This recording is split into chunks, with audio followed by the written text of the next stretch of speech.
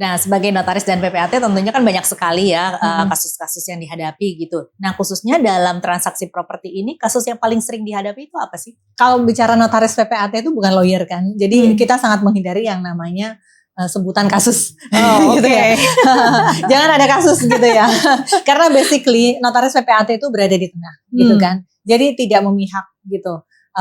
Let's say misalnya kita diminta oleh pihak pembeli begitu ya untuk mengawal transaksi tersebut, tapi bukan berarti kita memihak kepada pembeli gitu. Kita juga mengakomodir sama besarnya kepentingan dari penjual dan pembeli. Jadi kalau ditanya case, so far alhamdulillah tidak ada case apa-apa, karena kalau syarat sah dari jual beli itu tidak terpenuhi, maka kantor saya nggak mau menangani. Seperti itu. Nah, Ves, kalau misalnya nih saya sebagai buyer mau beli rumah, nah ini dokumen apa saja yang mesti saya minta kepada baik agennya maupun juga pemilik rumahnya begitu ya, untuk bisa memproses transaksi ini ataupun menandatangani akte jual belinya. Oke. Menarik sekali, ini juga wawasan ya dan pembelajaran bagi para agent properti ya, baik itu yang masih levelnya junior marketing associate ataupun sudah lebih senior lagi begitu ya. Yang harus mereka mintakan dari awal dan mereka diskusikan menurut saya kepada penjual, biasanya kan marketing associate itu kebanyakan dari penjual ya. Gitu kan, bermula dari penjual atau orang yang mau menjual rumah begitu. Ditanya kelengkapan legal dokumennya berupa sertifikat, itu yang paling basic sekali. Sertifikat. Sertifikat gitu. Ibu, karena kan sometimes juga yang dihadapi oleh marketing associate ini jangan sampai memang bukan pemiliknya gitu. Jadi harus ditanyakan, Bu, Ibu ini adalah pemilik properti ini ya? Oh iya, saya boleh lihat nggak buktinya begitu. Mungkin lihat buktinya kan buktinya kadang-kadang juga nggak di dia, atau misalnya apalah, misalnya masih di bank dan lain sebagainya, itu harus diperlihatkan, Bu, kalau transaksi jual beli udah nggak bisa tuh kalau masih di bank, kecuali kalau terus kemudian nanti pembelinya juga nanti bisa take over dan lain sebagainya. Dilihat gitu, atau paling enggak kalau dipegang kan, kalau belum deal atau belum menemukan pembeli yang cocok dengan penjual kan mungkin nggak mungkin ya dikasih kepada broker atau kepada marketing associate ini. Mungkin dilihat aja gitu. Dari situ si marketing associate akan mulai melihat bahwa oh ya, ini memang ibu yang saya temui ini adalah memang pemiliknya. Atau terus kemudian di sertifikat itu tercantum nama, ini siapa ya Bu ya, kok laki gitu. Oh, itu suami saya gitu kan. Coba itu di trace gitu, apakah memang betul yang ditemui itu adalah pemilik, seperti itu. Dan lalu bagaimana dia manakala misalnya bukan gitu ya, bukan nama yang tertera di sertifikat tersebut begitu. Apakah terus kemudian itu tanah dan bangunan tersebut adalah harta waris dan lain sebagainya, itu harus ditanyakan secara komprehensif. Jadi pertama yang harus di-clearkan adalah sertifikat. Yang kedua adalah menurut saya juga penting adanya IMB begitu ya. Apalagi kalau di kota-kota besar begitu, apalagi kalau kemudian sudah ada bangunannya, bukan ansih tanah begitu kan, itu penting untuk kepentingan pembeli nantinya, seperti itu.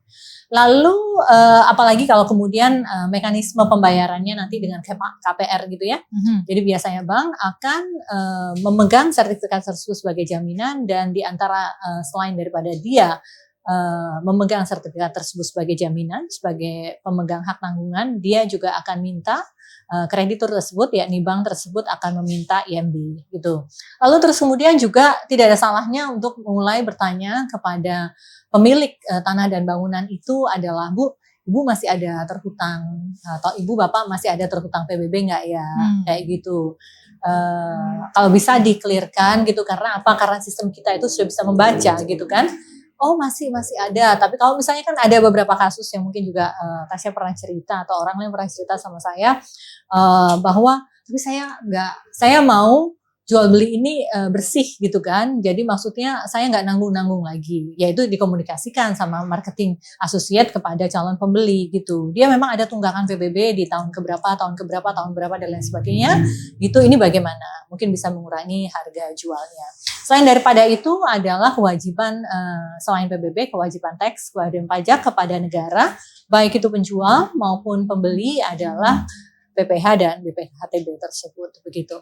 Adalah suatu hal yang penting menurut saya ketika marketing associate ini sudah berbekal atau oleh kantornya dibekali oleh pengetahuan mengenai bagaimana cara menghitung PPh dan BPHTB.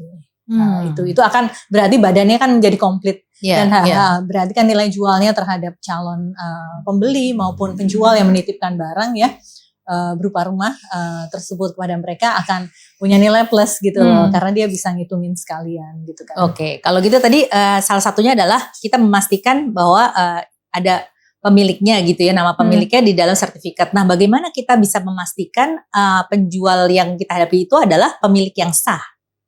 Ya, itu dari mungkin ya gimana tuh kalau di dunia properti, apakah kemudian di awal-awal sudah polite ketika marketing associate bertanya begitu ya. Kalau saya nggak salah kan ada yang namanya perjanjian jasa pemasaran ya. Perjanjian jasa pemasaran. Mungkin ketika misalnya taruhlah saya mau jual rumah begitu ya, dibantu sama Tasya gitu kan. Ketika saya sudah komit sama Tasya kan katanya ada agreement ya antara kami ya, antara Tasya dan saya gitu ya. Mungkin kalau sesudah ada agreement tersebut mungkin akan sudah boleh gitu ya MA ini untuk bertanya kepada saya, Ibu ini benar nggak sih yang punya gitu kan? Oh iya benar Bu Tasya gitu. Tapi kan sertifikatnya kok kayaknya namanya bawa bapak gitu misalnya seperti itu. Atau enggak mungkin kesesuaian antara ID card-nya gitu ya dengan itu ya dengan seperti itu gitu ya.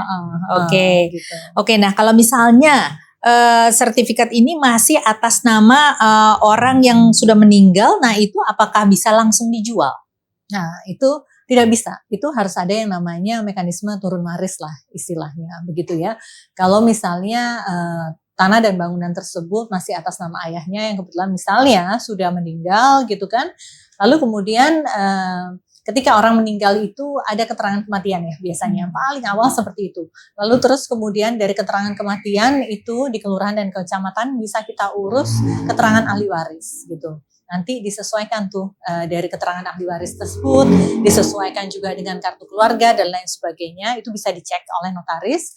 Lalu kemudian ada proses balik nama waris, istilahnya seperti itu.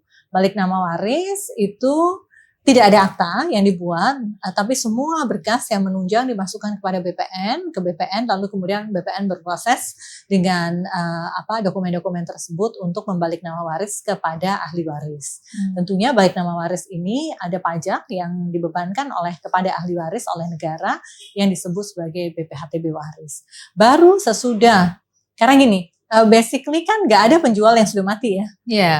Kalau sudah meninggal ya nggak bisa jual beli. Jadi memang harus balik nama waris tersebut, begitu ya. Siapa aja dilihat ahli warisnya, bukannya istrinya dan beberapa anaknya dan seluruh anaknya, begitu kan. Itu lalu kemudian orang-orang tersebutlah ketika sertifikat itu udah atas nama bersama itu, maka terus kemudian bisa dilakukan jual beli.